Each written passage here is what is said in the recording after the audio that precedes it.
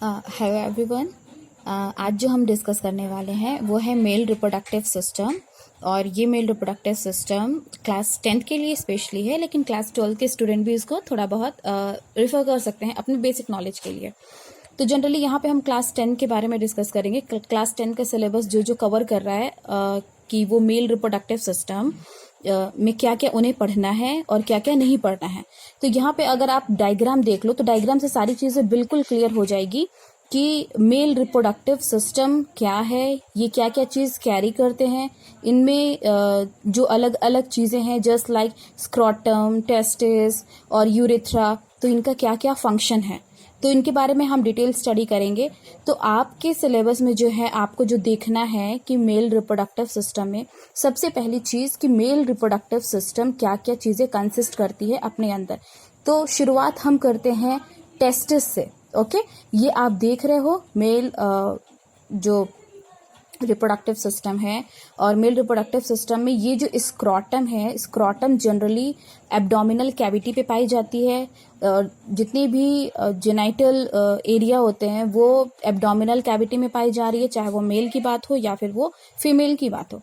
तो इसमें हम मेल के बारे में डिस्कस कर रहे हैं। तो मेल की बॉडी में उनके एब्डोमिनल कैविटी के जस्ट आउटसाइड ये इनकी एब्डोमिनल कैविटी है, और जस्ट आउटसाइड ये जो स्क्रोटम है ये एक सैक लाइक स्ट्रक्चर है, एक पाउच लाइक स्ट्रक्चर है जो कि बाहर इनकी बॉडी से बाहर लोकेट होते हैं। ठीक है, अब ये पूछा जाता है कि ये जो है इनकी बॉडी के आउटसाइड क्यों लोकेट हो रहे हैं, ये बॉडी के इनसाइड क्यों लोकेट नहीं हो रहे हैं। तो इनका भी रीजन ये है कि ये बॉडी के बाहर इस वजह से लोकेट होते हैं क्योंकि इनको जो है इनका काम ये है कि इनके अंदर टेस्टिस है, और टेस्टिस का काम क्या है कि स्पर्म को फॉर्म करना है इनको, ये स्पर्म फॉर्मेशन। ठीक है, इनका फंक्शन होता है to form sperm. Male gamete को फॉर्म करते हैं ये टेस्टिस, और उसी स्पर्म को फॉर्म करने के लिए इनको 2 से 3 डिग्री टेम्परेचर जो है बॉडी के कंपैरिजन में कम चाहिए होता है। तो अगर ये बॉडी के अंदर रहेंगे तो ये स्पर्म को फॉर्म नहीं कर पाएंगे।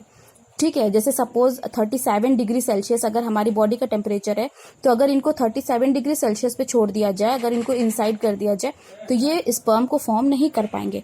तो इनको स्पर्म को फॉर्म करने के लिए इनको बॉडी से बाहर, मतलब उनका टेम्परेचर थोड़ा लो होना चाहिए। इट मीन्स अगर अंदर का बॉडी टेम्परेचर 37 है तो बाहर का 2 से 3 डिग्री इनका कम होना चाहिए। जस्ट लाइक आप कह लो, या फिर 35 हो सकता है या 34 हो सकता है। इट मीन्स 37 उन्हें नहीं चाहिए। तो ये रीजन है कि why testis, why scrotum located outside the abdominal region. तो this is the main reason. अब ये स्क्रोटम है, scrotum pouch like or bag like structure which is located outside the abdominal cavity, and inside this scrotum a pair of testis. ठीक है, ये testis सिर्फ अकेला नहीं, यहाँ पे पेयर ऑफ टेस्टिस पाए जाते हैं, one on left side and other on right side.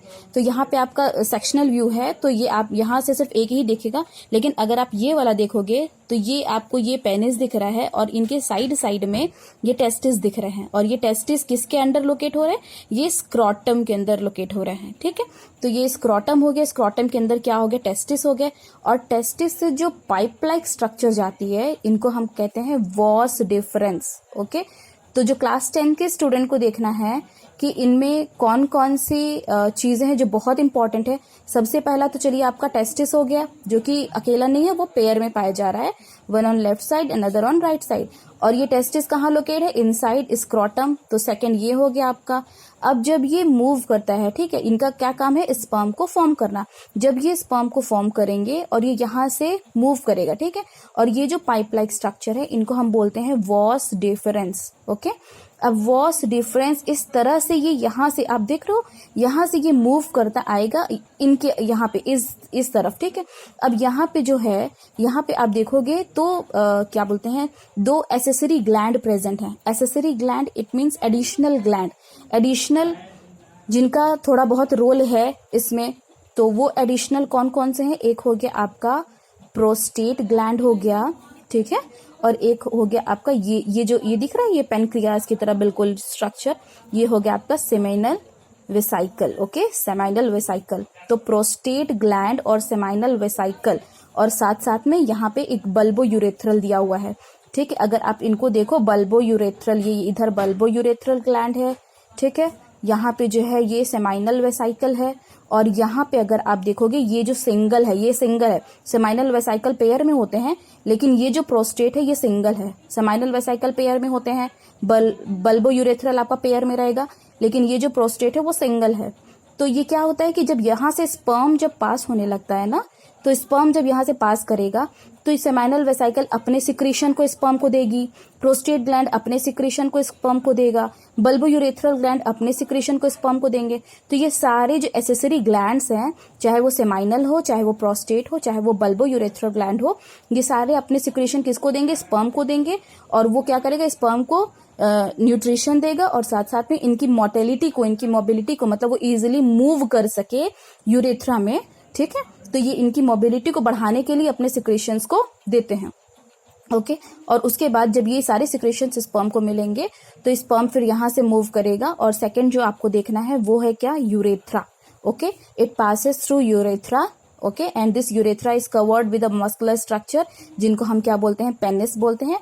And through this penis that sperm ejaculates और it comes out, okay, at the time of mating. तो ये जनरली ये पूरा हो गया आपका मेल रिप्रोडक्टिव सिस्टम के बारे में, जो कि बेसिक चीज आपको पता होनी चाहिए कि मेल रिप्रोडक्टिव में आपको किसके बारे में पढ़ना है। एक हो गया स्क्रोटम, जो कि एब्डोमिनल कैविटी के बाहर लोकेट है। स्क्रोटम के अंदर क्या चीज प्रेजेंट है? टेस्टिस प्रेजेंट है।